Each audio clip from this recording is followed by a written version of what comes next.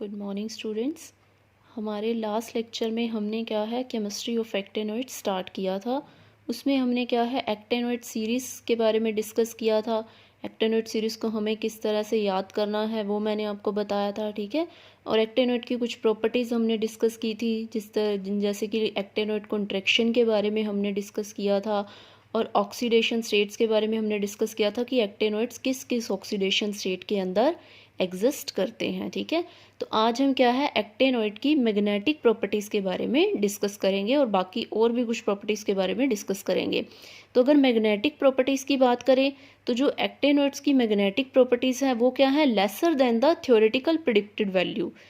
जो theoretical predicted value है उनसे बहुत कम होती हैं। इसका क्या रीज़न है? This is due to the fact that the 5f electrons of actinoids are more expose to the crystal field and they are less effectively shielded. इसमें जो 5f इलेक्ट्रॉन्स होते हैं एक्टेनोइड्स में वो क्या हैं, ज़्यादा एक्सपोज होते हैं और जिसकी वजह से क्या है वो लेस इफेक्टिवली शील्डेड होते हैं। तो इसकी वजह से क्या होता है, जो मैग्नेटिक मूवमेंट्स हैं एक्टेनोइड्स के अंदर वो क्या है क्वेंच्ड हो जाती है। Due to quenching of orbital magnetic movement their magnetic properties are lesser than the predicted value. तो स्टूडेंट्स याद करो, जब हमने क्या था लेंथेनोइड की मैग्नेटिक प्रॉपर्टीज़ के बारे में डिस्कस किया था, लेंथेनोइड्स की मैग्नेटिक मूवमेंट के बारे में डिस्कस किया था, तो वहाँ मैंने आपको क्या बताया था, मैंने आपको बताया था कि अगर हम लेंथेनोइड की मैग्नेटिक मूवमेंट कैलकुलेट करते हैं तो वो थोड़ा सा कॉम्प्लेक्स प्रोसेस है।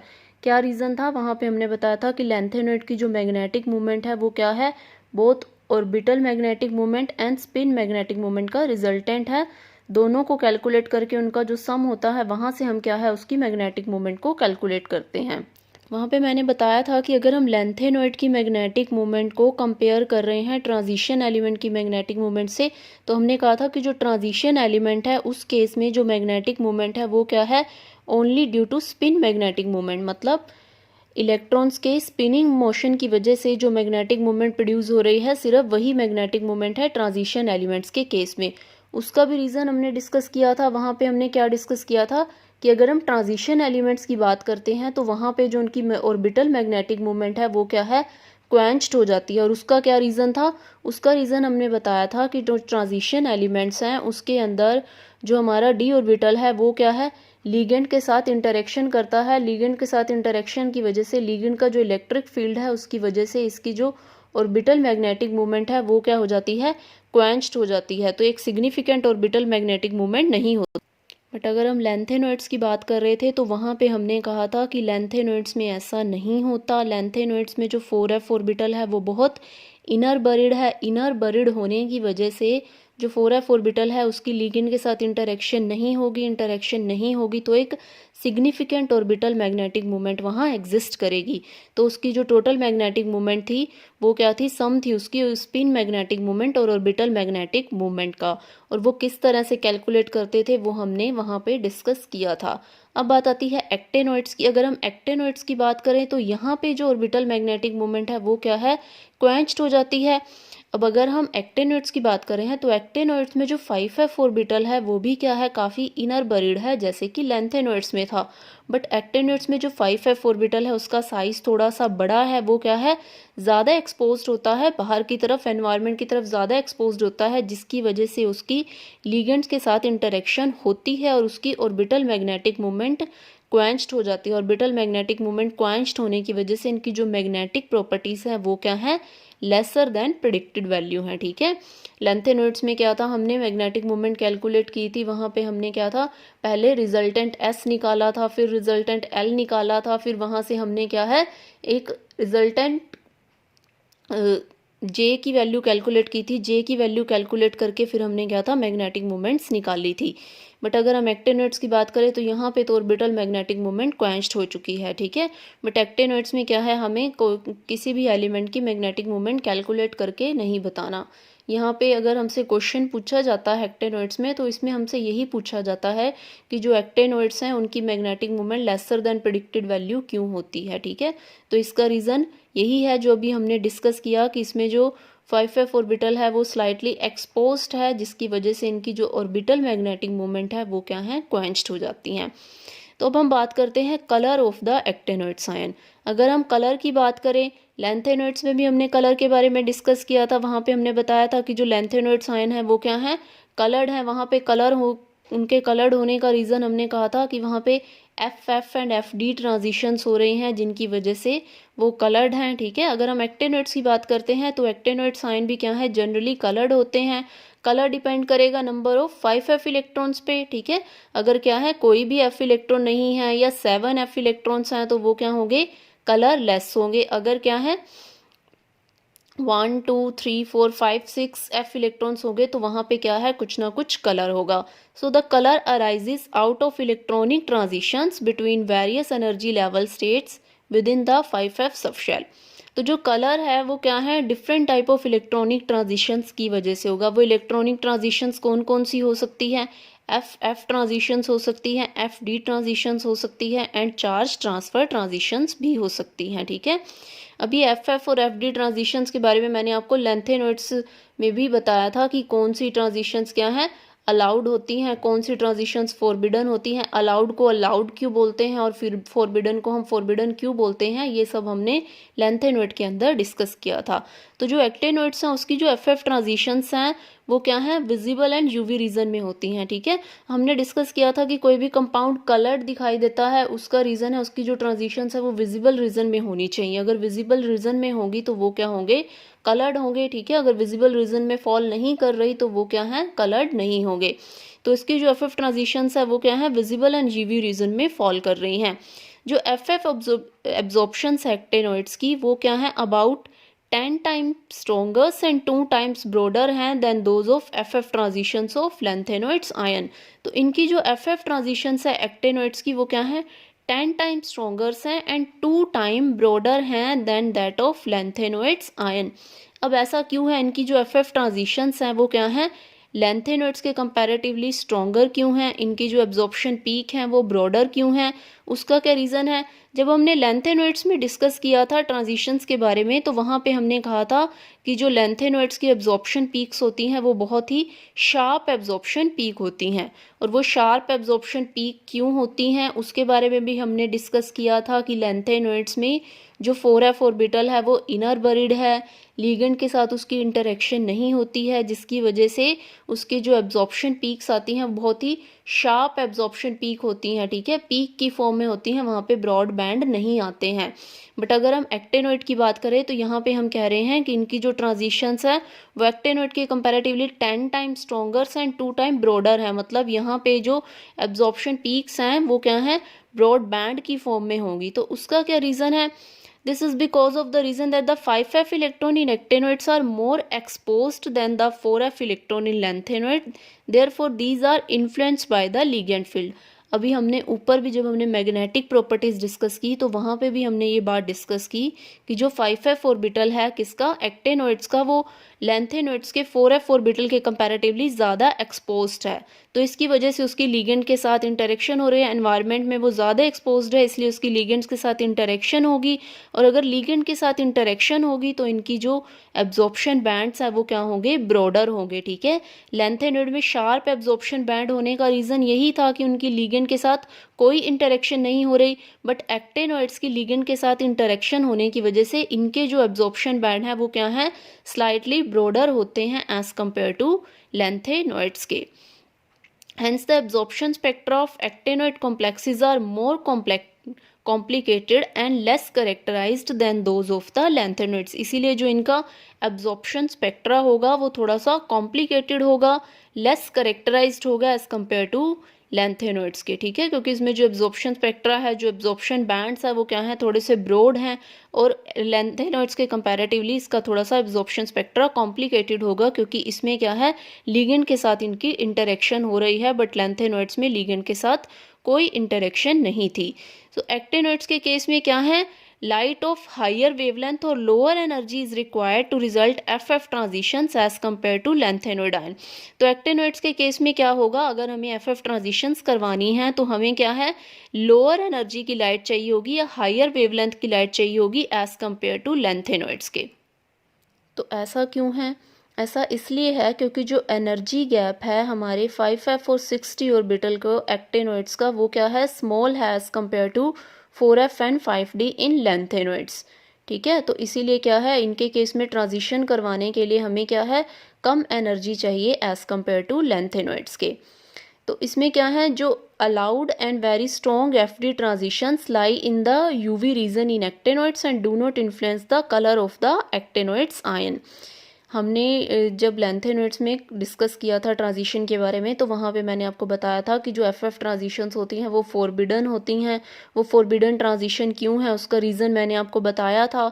और जो एफडी ट्रांजिशंस है वो अलाउड होती हैं। वो अलाउड ट्रांजिशन क्यों है वो भी मैंने आपको बताया था कि एक सिलेक्शन रूल है, उसकी हेल्प से हम बताते हैं कि कौन सी ट्रांजिशन फॉरबिडन होती है और कौन सी ट्रांजिशन अलाउड होती है। तो ये सब हमने वहाँ पे डिस्कस किया था। तो यहाँ पे हम कह रहे हैं कि जो अलाउड ट्रांजिशन और बहुत स्ट्रॉन्ग ट्रांजिशन है एफडी ट्रांजिशन, वो क्या है, यूवी रीजन में फॉल कर रही है, इसलिए उसकी वजह से कलर पे इफेक्ट नहीं पड़ेगा। अभी मैंने आपको बताया कि कोई भी कंपाउंड कलर दिखेगा वो किस वजह से दिखेगा, अगर वो ट्रांजिशंस क्या हैं, विजिबल रीजन में फॉल कर रही हैं, उसी वजह से वो कंपाउंड क्या है, कलर दिखेगा। ठीक है। और जो थर्ड ट्रांजिशन थी इसमें वो क्या थी, चार्ज ट्रांसफर ट्रांजिशन। 3 ट्रांजिशंस हमने डिस्कस की थी, एक तो एफ ट्रांजिशन, एक एफडी ट्रांजिशन और एक क्या है, चार्ज ट्रांजिशन। तो चार्ज ट्रांजिशन भी क्या है, अलाउड है, लाइक एफडी ट्रांजिशन अलाउड है और बहुत इंटेंस है ये भी, और ये इसकी वजह से भी क्या है, एक्टेनॉइड्स कॉम्प्लेक्सेस क्या होते हैं, कलर्ड होते हैं। तो बाकी 2 ट्रांजिशन के बारे में तो हमने लैंथेनॉइड्स के में डिस्कस किया था, बट वहाँ पे हमने चार्ज ट्रांसफ़र ट्रांजिशन का नाम नहीं लिया था। तो चार्ज ट्रांसफ़र ट्रांजिशंस क्या होती हैं, चार्ज ट्रांसफ़र ट्रांजिशंस 2 टाइप की ट्रांजिशंस होती हैं। एक होती है हमारी LMCT और एक होती है हमारी MLCT, यानी कि ligand to metal charge transfer and metal to ligand charge transfer.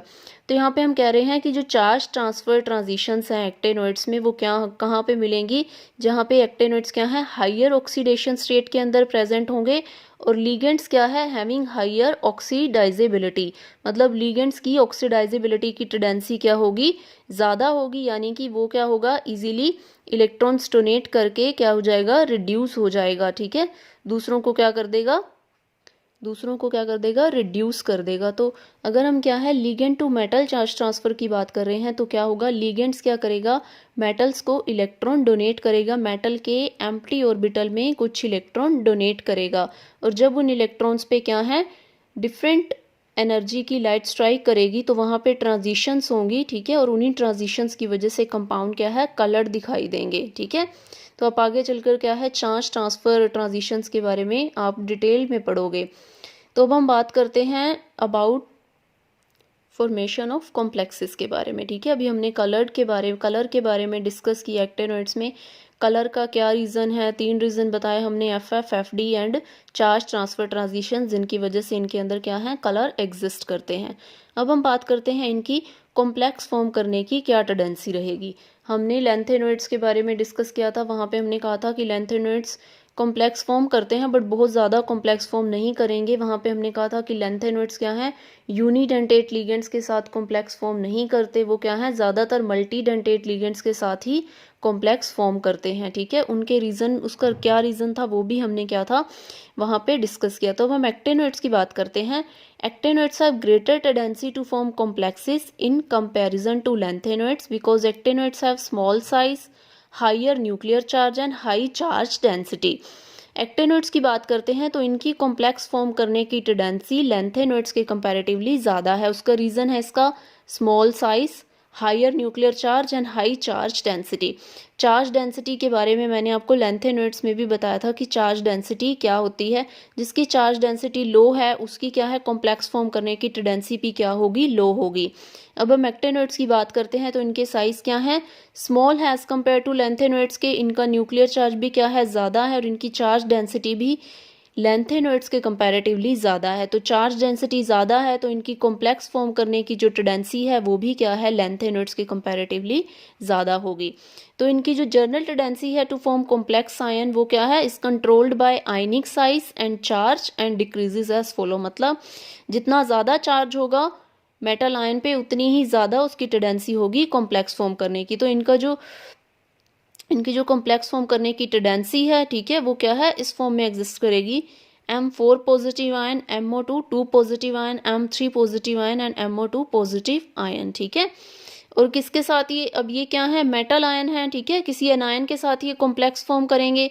तो जो एनायन है उनकी जो कॉम्प्लेक्स फॉर्म करने की एबिलिटी है वो किस फॉर्म में होगी, अगर कोई यूनी नेगेटिव आयन है, जैसे कोई भी यूनी नेगेटिव आयन है तो उनकी क्या है, ये टेंडेंसी रहेगी F negative, then NO3 negative, Cl negative, then ClO4 negative. और अगर कोई बाइडेंटेट लिगेंड है तो उसमें जो कॉम्प्लेक्स फॉर्म करने की एबिलिटी है वो क्या है, इस फॉर्म में रहेगी CO3 2 negative, OX 2 negative, SO4 2 negative.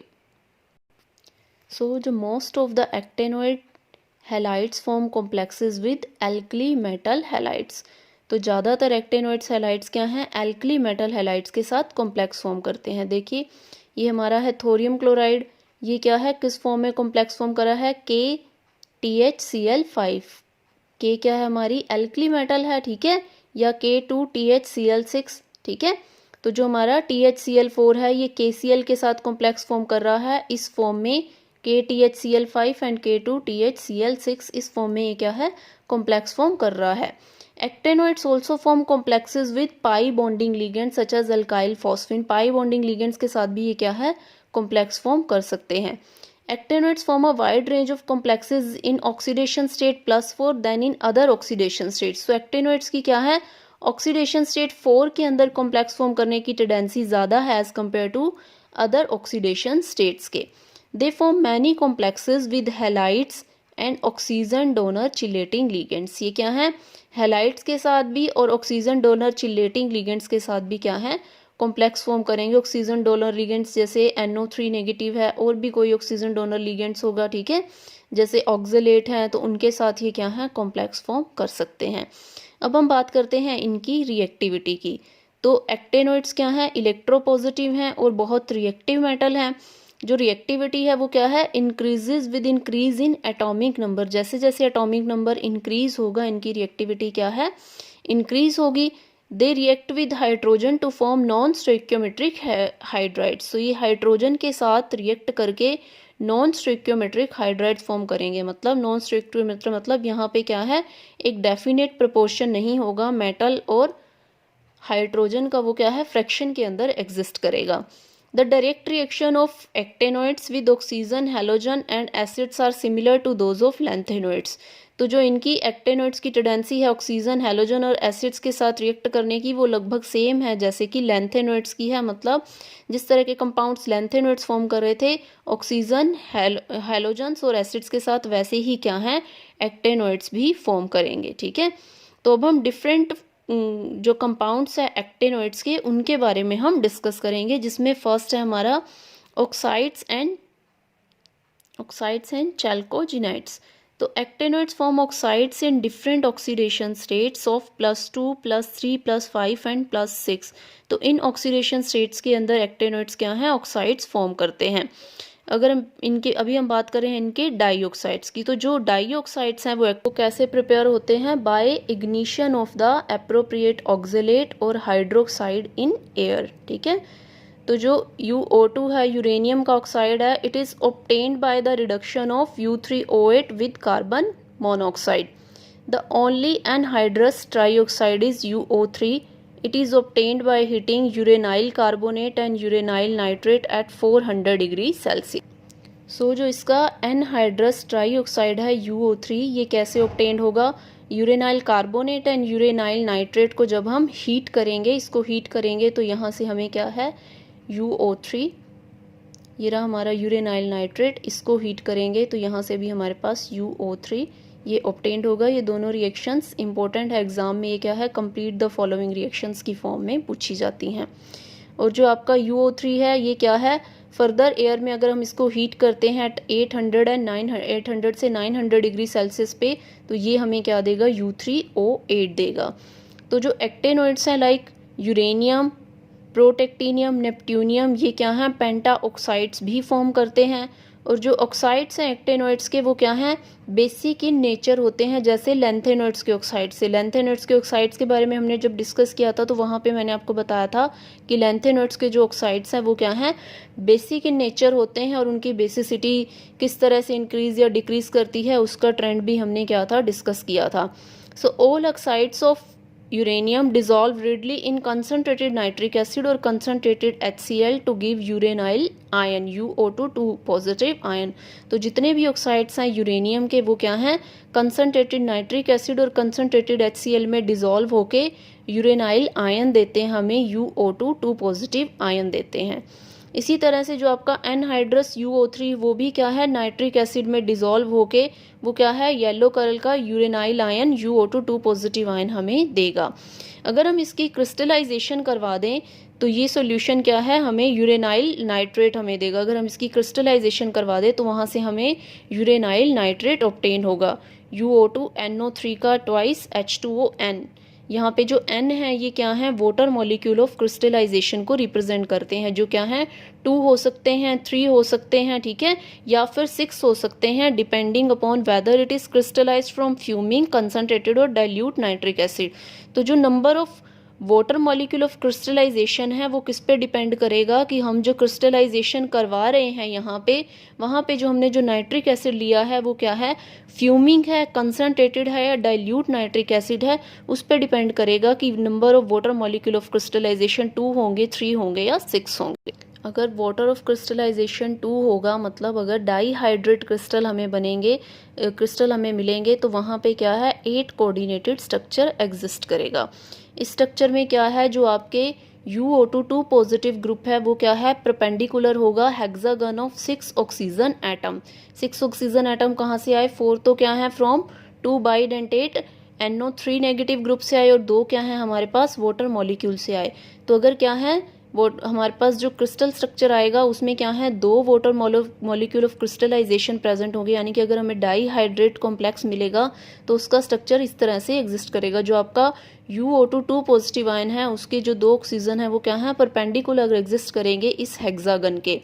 अब इस हेक्सागन में क्या है आपके, ये जो आपके 6 ऑक्सीजन एटम है, ये 2 oxygen atom in 6 oxygen atom के क्या है, परपेंडिकुलर प्रेजेंट है। अब यहाँ से ये जो आपका NO3 नेगेटिव आयन आया था, ये 2 ऑक्सीजन उसके हैं, ये वाटर की ऑक्सीजन है, यहाँ पे भी NO3 नेगेटिव आयन की 2 ऑक्सीजन प्रेजेंट है, यहाँ पे क्या है वाटर मॉलिक्यूल की 1 ऑक्सीजन प्रेजेंट है। तो ये 6 ऑक्सीजन से क्या है एक हेक्सागन बनेगा और ये 2 ऑक्सीजन एटम क्या है इसके परपेंडिकुलर प्रेजेंट है। अब हम बात करते हैं इनके हैलाइड्स की। तो जो एक्टेनोइड्स हैं वो क्या हैं, हैलाइड्स भी फॉर्म करते हैं, किस फॉर्म में, ACX6 टू ACX2, ठीक है। 6 हैलाइड्स आयन भी अटैच हो सकते हैं आपके एक्टेनोइड्स के साथ, या 2 हैलाइड आयन भी अटैच हो सकते हैं। तो hexa halides are formed only hexa fluorides of uranium, neptunium and plutonium and hexa chlorides of uranium. तो अगर हेक्सा हैलाइड्स की बात करें तो हेक्सा हैलाइड्स क्या है, मोस्टली हेक्सा फ्लोराइड्स की फॉर्म में ही फॉर्म होंगे, ठीक है। और वो हेक्सा फ्लोराइड्स भी किस किस के होंगे, यूरेनियम के, नेपट्यूनियम के एंड प्लूटोनियम के। अगर हेक्सा क्लोराइड्स फॉर्म होंगे तो वो सिर्फ यूरेनियम के फॉर्म होंगे, ठीक है। तो all are powerful oxidizing agent and are extremely sensitive to moisture.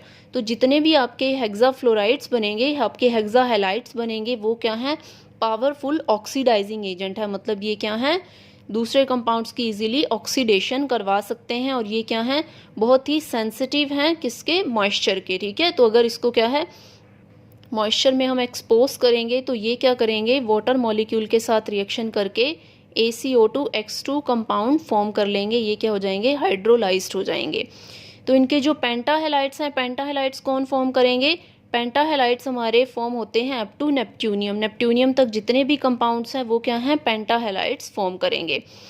Among tetrahalides, tetrafluorides are known for the element up to californium. अगर हम टेट्राहेलाइड्स की बात करते हैं तो टेट्राहेलाइड्स की बात करें तो जो टेट्राफ्लोराइड्स हैं वो क्या हैं, कैलिफोर्नियम तक जितने भी एक्टेनोइड्स हैं वो सारे फॉर्म करेंगे।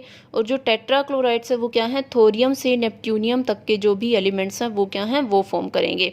अगर हम ट्राईहेलाइड्स की बात करें तो ट्राईहेलाइड्स क्या हैं, यूरेनियम से आइंस्टाइनियम तक सारे एलिमेंट्स क्या हैं, ट्राईहेलाइड्स फॉर्म करेंगे, ठीक है।